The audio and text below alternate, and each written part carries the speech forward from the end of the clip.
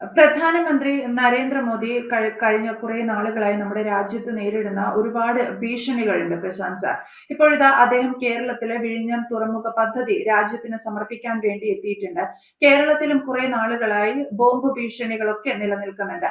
കരയിലും കടലിലും ഭൂമിയിലും ഒക്കെ ആയിട്ട് നമ്മുടെ പ്രധാനമന്ത്രി നരേന്ദ്രമോദിക്ക് കനത്ത സുരക്ഷയാണ് നമ്മുടെ രാജ്യവും പ്രത്യേകിച്ച് ഇപ്പോഴിതാ കേരളത്തിലുമൊക്കെ ഒരുക്കിയിരിക്കുന്നത്. ഏതെങ്കിലും തരത്തിൽ അദ്ദേഹത്തിന് ഈ ഒരു സുരക്ഷ വർദ്ധിപ്പിച്ചത് ഒരു വലിയൊരു ഭീഷണി നിലനിൽക്കുന്ന ഒരു സാഹചര്യത്തിൽ കൂടിയാണ്.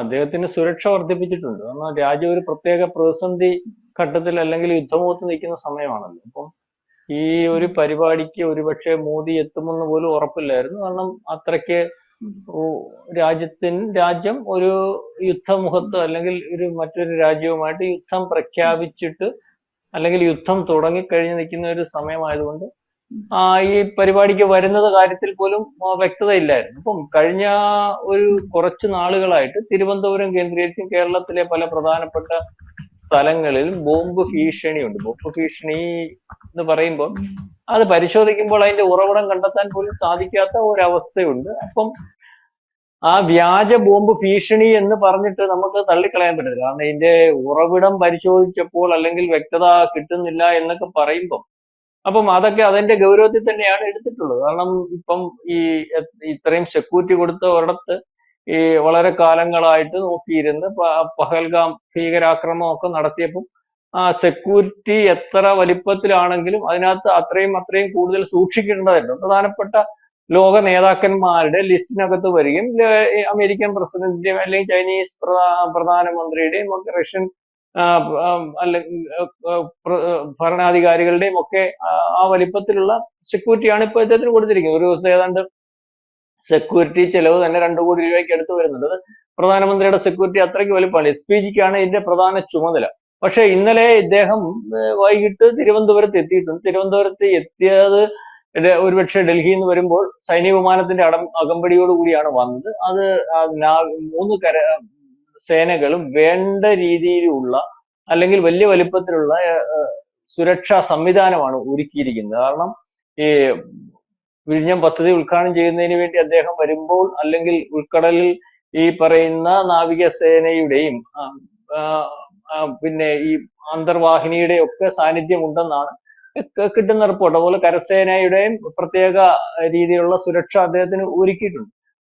അതുപോലെ അദ്ദേഹം ഇന്നലെ രാജ്ഭവനിലാണല്ലോ വന്നിരിക്കുന്നത്. രാജ്ഭവനിൽ വന്നതിന് ശേഷം ഇപ്പൊ ഇവിടുത്തെ പോലീസിന്റെ സംവിധാനം അല്ലെങ്കിൽ അദ്ദേഹം പോകുന്ന റൂട്ടുകൾ ഏതാണ്ട് പ്രധാനപ്പെട്ട ഇതുപോലെ നേതാക്കന്മാർ പോകുമ്പോൾ സ്ഥിരമായിട്ട് 3 റൂട്ടാണ് ട്രയൽ ചെയ്യുന്നത്. അതിനകത്ത് അവസാനം SPGക്കും അല്ലെങ്കിൽ ഉന്നത ഉദ്യോഗസ്ഥന്മാരുടെ തീരുമാനം അനുസരിച്ചാണ് ഏത് മാർഗം വരണമെന്ന് തീരുമാനിക്കുന്നത്. ഇപ്പൊ അദ്ദേഹം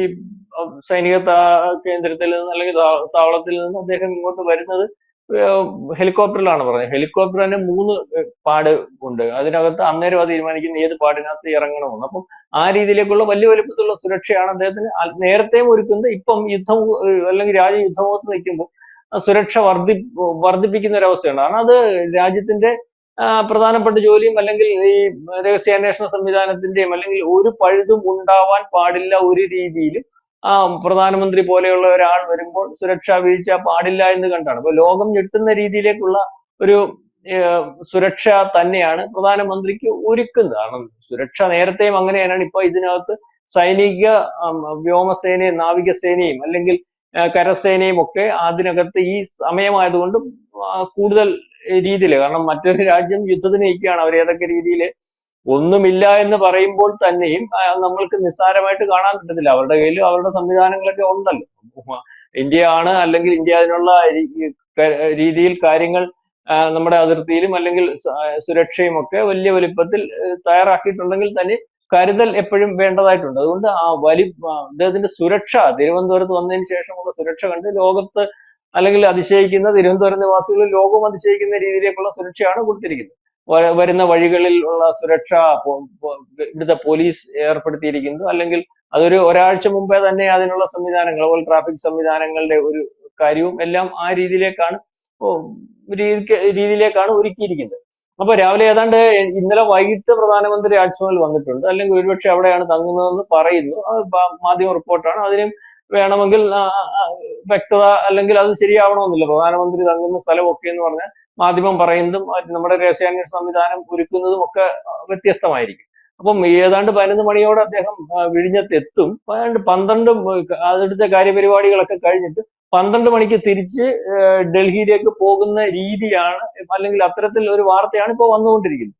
അപ്പം അതാണ് പ്രധാനമന്ത്രിയുടെ ഇന്നത്തെ ഒരു രീതി. കാരണം അല്ലെങ്കിൽ ഇന്ന് അദ്ദേഹത്തിന്റെ പ്രോഗ്രാം, കാരണം ഞാൻ ആദ്യം പറഞ്ഞതുപോലെ ഈ സമയത്ത്, അല്ലെങ്കിൽ രാജ്യം ഇത്രയും വലിയൊരു പ്രതിസന്ധി സമയത്ത്, അല്ലെങ്കിൽ രാജ്യം ഏറ്റവും വലിയൊരു യുദ്ധമുഖത്ത് നിൽക്കുമ്പോൾ ഇത്തരത്തിലൊരു പരിപാടി ഒരുപക്ഷെ നേരിട്ട് വന്ന് നടത്തുന്നതിന് പ്രധാനമന്ത്രി അവൈലബിൾ ആണോ എന്ന് പോലും അവസാന നിമിഷമാണ് അതിന്റെ, അല്ലെങ്കിൽ വരും എന്നുള്ള റിപ്പോർട്ട് കൊടുത്തിരിക്കുന്നത്. ഏതാണ്ട് കേരളത്തിൽ ഒരു പരിപാടി മാത്രമേ ഉള്ളൂ എന്നാണ് അറിയാനും സാധിക്കുന്നത്. മറ്റു പരിപാടികളൊന്നും അദ്ദേഹം പങ്കെടുക്കുന്നില്ല. അപ്പം വലിയ വലിപ്പത്തിലുള്ള സുരക്ഷയാണ് അത് കരസേന, നാവികസേന അല്ലെങ്കിൽ വ്യോമസേനയുടെ ഒക്കെ രീതിയിൽ ഒരുക്കിയിരിക്കുന്നത്. കപ്പൽപ്പടയുണ്ടെന്ന് പറയുന്നു. ഉൾക്കടലിൽ അതിനുള്ള അന്തർവാഹിനികൾ, അല്ലെങ്കിൽ നമ്മളുടെ അന്തർവാഹിനികൾ സജ്ജമാണ്. പിന്നെ യുദ്ധവിമാനങ്ങളുടെ അകമ്പടിയോടുകൂടി തന്നെയാണ് അദ്ദേഹം വരുന്നത്, തിരിച്ചു പോകുന്നതും അത്തരത്തിലാണ്. കരസേനയുടെ സുരക്ഷയും വലിയ വലിപ്പത്തിൽ ഒരുക്കിയിട്ടുണ്ട്. പിന്നെ അദ്ദേഹത്തിന്റെ SPG സുരക്ഷ ഉണ്ടല്ലോ, അത് അവരാണ് ഇതിന്റെ എല്ലാം പ്രധാനപ്പെട്ട മേൽനോട്ടം. അവര് എപ്പോഴും അദ്ദേഹത്തിന്റെ കൂടെ ഉണ്ട്. അത് നമ്മൾ നിസ്സാരമായിട്ട് കാണുന്ന സുരക്ഷയൊന്നും അല്ല. അതിന്റെ രീതികളും അതിന്റെ പ്രൊട്ടക്ഷനും ഒക്കെ തന്നെ മതി എന്നിരിക്കെയാണ് ഇപ്പൊ ഈ പ്രത്യേക സാഹചര്യത്തിൽ, അല്ലെങ്കിൽ വല്ലാത്തൊരു പ്രതിസന്ധിയിൽ കൂടി കടന്നു പോകുമ്പോൾ ഇത്തരത്തിലുള്ള സുരക്ഷ ഒരുക്കിയിരിക്കുന്നത്. കാരണം നമ്മൾ നിസ്സാരമായിട്ട് കാണാൻ പറ്റത്തില്ല. കഴിഞ്ഞ കുറെ ദിവസങ്ങളായിട്ട് പ്രധാനമന്ത്രി തിരുവനന്തപുരത്ത് വരുന്നു എന്ന് കണ്ടു തന്നെയാണ് വ്യാജ ബോംബ് സ്ഫോടനങ്ങൾ അവിടെ ഇവിടെയും എല്ലാം, റെയിൽവേ സ്റ്റേഷനിലായാലും കൊള്ളാം, പ്രധാനപ്പെട്ട കേന്ദ്രങ്ങളിലായാലും കൊള്ളാം, എല്ലായിടവും വ്യാജ ബോംബ് സ്ഫോടനങ്ങൾ ഇതുപോലെ വന്നുകൊണ്ടിരിക്കുകയാണ്. അതിന്റെ ഉറവിടം ഞാൻ മുമ്പേ പറഞ്ഞ പോലെ കണ്ടെത്താൻ പറ്റും. അപ്പൊ വ്യാജ ബോംബ് സ്ഫോടനങ്ങൾ ആസൂത്രണം ചെയ്യുന്നത് നമ്മളത് നിസ്സാരമായിട്ട് കാണാൻ പറ്റത്തില്ല. ഒരുപക്ഷെ പ്രധാനമന്ത്രി വരേണ്ട, സുരക്ഷ അൺഫിറ്റ് ആണ്, കേരളത്തിലെ അത്ര സേഫ് അല്ല എന്ന് കാണിക്കുന്നതിന് വേണ്ടിയാണോ, അല്ലെങ്കിൽ കേരളത്തെ സംബന്ധിച്ചിടത്തോളം രഹസ്യാന്വേഷണ വിഭാഗത്തിനും അല്ലെങ്കിൽ കേന്ദ്രത്തിനും ഒക്കെ കേരളം അത്ര സേഫ് അല്ലെന്ന് വളരെ കൃത്യമായിട്ട് അറിയാം. അത് രാജ്യസുരക്ഷയുടെ പ്രശ്നവും ആഭ്യന്തര വിഷയങ്ങളും ഒക്കെ ഉള്ളത് കൊണ്ട് അത് പരസ്യമായിട്ട് പറയുന്നില്ലെന്നേ ഉള്ളൂ.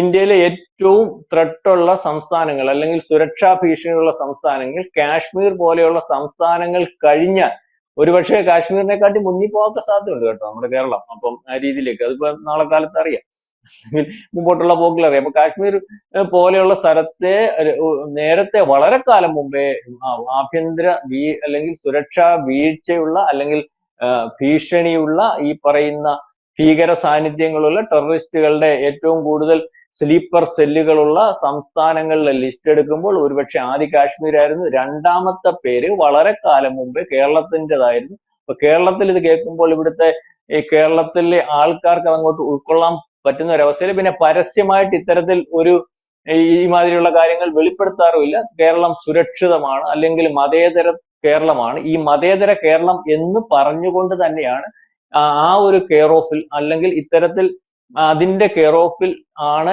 ഇവിടെ ഈ മാതിരിയുള്ള ആൾക്കാർ വളരെ കൂടുതലായിട്ട് തമ്പടിച്ചിരിക്കുന്നത്. എല്ലാം ഉരുത്തിരിക്കുന്നത്, അല്ലെങ്കിൽ എല്ലാം പ്ലാൻ ചെയ്യുന്നത് ഇവിടെ നിന്നായതുകൊണ്ടാണ് ഇവിടെ പൊട്ടിത്തെറികൾ ഉണ്ടാവാത്തത്. എന്നിട്ട് നമുക്കറിയാലോ, നേരത്തെ തടിയന്റെ ഇവിടെ നസീറും ഒക്കെ ചെറിയ കോലപ്പടക്കങ്ങളൊക്കെ ഈ മദിനയുടെ വിഷയവും, അല്ലെങ്കിൽ സാന്നിധ്യം ഇവിടെ ഉണ്ടെന്ന് കാണിക്കുന്നതിന് ബസ് കത്തിക്കുന്ന കേസും ഒക്കെ ഉണ്ടായപ്പോൾ അതിന്റെ വലിപ്പം അന്വേഷിച്ചപ്പോൾ അതിന്റെ സ്ലീപ്പർ സെല്ലുകളും അത് ഏതൊക്കെ രീതിയിൽ വ്യാപിച്ചിട്ടുണ്ടെന്നും ഈ തടിയന്റെ ഇവിടെ നസീർ എന്ന് പറയുന്ന ആളിനെ അറസ്റ്റ് ചെയ്തപ്പോഴാണ് ഇയാൾ നിസ്സാരമായിട്ടുള്ള, നമ്മൾ വിചാരിച്ച് അറസ്റ്റ് ചെയ്തപ്പോൾ ഒരു നിസ്സാരക്കാരനാണ്, ഒരു താടിയും തൊപ്പിയൊക്കെ വെച്ച് നിൽക്കുന്ന ഒരു ഷേപ്പും ഒക്കെ കണ്ടപ്പോൾ, അപ്പൊ ഇവനെ പറ്റി ഡീറ്റെയിൽ ആയിട്ട് അന്വേഷിച്ചപ്പോൾ ഇവന് വെളിയിൽ പോയി, അല്ലെങ്കിൽ അത്തരത്തിൽ പരിശീലനമൊക്കെ ലഭിച്ചിട്ടുള്ളതാണ്. അവനെ അഫ്ഗാനിസ്ഥാനിൽ നിന്നാണ് അന്ന് അറസ്റ്റ് ചെയ്യുന്നത് പോലെ. അപ്പം ഇന്ത്യയിൽ നിന്ന് അവൻ അഫ്ഗാനിസ്ഥാനിൽ പോകുന്നതും പാകിസ്ഥാനിൽ പോകുന്നതിനും ഒക്കെ വളരെ നിസ്സാരമായിട്ട് സാധിക്കുന്ന ആളും, ഒന്നോ രണ്ടോ മൂന്നോ രാജ്യത്തിന്റെ പാസ്പോർട്ട് ഉള്ള ആളും ഒക്കെയാണ്. അപ്പൊ ഈ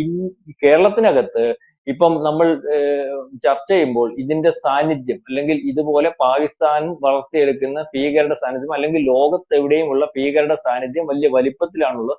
അതുകൊണ്ട് തന്നെയാണ് പല പ്രശ്നങ്ങളും നടക്കുമ്പോൾ ഗാസയിൽ, അല്ലെങ്കിൽ പാവം പിടിച്ച മുസ്ലിങ്ങൾ കൊല്ലപ്പെടുന്നു, കുഞ്ഞുങ്ങൾ കൊല്ലപ്പെടുന്നു, അല്ലെങ്കിൽ സ്ത്രീകൾ കൊല്ലപ്പെടുന്നു എന്ന വ്യാജേന ഇവിടെ വലിയ പ്രകടനങ്ങൾ നടക്കുന്നത്, അല്ലെങ്കിൽ പല ഘട്ടങ്ങളിലും പല പ്രകടനങ്ങൾ ബ്രദർഹുഡ് പോലെ അല്ലെങ്കിൽ ലോകത്ത് നിരോധിച്ചിട്ടുള്ള വളരെ ഭീകര സംഘടന, ആഫ്രിക്ക ഉൾപ്പെടെയുള്ളിടത്ത് ഉള്ള ഭീകര സംഘടനകളുടെ നേതാക്കന്മാരുടെ പടം എടുത്തു വെച്ച് പ്രകടനം നടത്തുന്നു. അപ്പം ഇത്തരത്തിലുള്ള കാര്യങ്ങളൊക്കെ നടക്കുന്നു. അപ്പം ഇവിടുത്തെ സുരക്ഷ, ഇന്ന് ഈ പ്രധാനമന്ത്രിയുടെ സുരക്ഷ എപ്പോഴും നമ്മൾ ചർച്ച ചെയ്യാറുണ്ട്, അല്ലെങ്കിൽ ഇന്ത്യ പോലെയുള്ള രാജ്യത്തിന്റെ പ്രധാനമന്ത്രിക്ക് അത്ര വലിപ്പത്തിൽ സുരക്ഷ ആവശ്യമുണ്ട്. പക്ഷെ ഇന്നത്തെ സുരക്ഷ കണ്ട് ലോകവും കേരളവും ഒക്കെ ഞെട്ടിയിരിക്കുകയാണ്. അത്ര വലിയ വലിപ്പത്തിൽ ഈ പ്രധാനമന്ത്രിക്ക് സുരക്ഷ കൊടുത്തിരിക്കുന്നു എന്നാണ് നമ്മൾക്ക് പറയുവാൻ സാധിക്കുന്നത്.